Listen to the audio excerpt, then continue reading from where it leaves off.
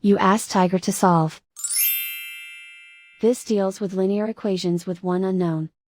The final result is t equals 16/5. Let's solve it step by step. Group all constants on the right side of the equation. Add 7 to both sides. Simplify the arithmetic.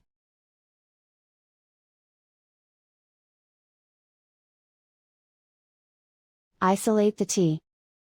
Divide both sides by 10. Simplify the fraction.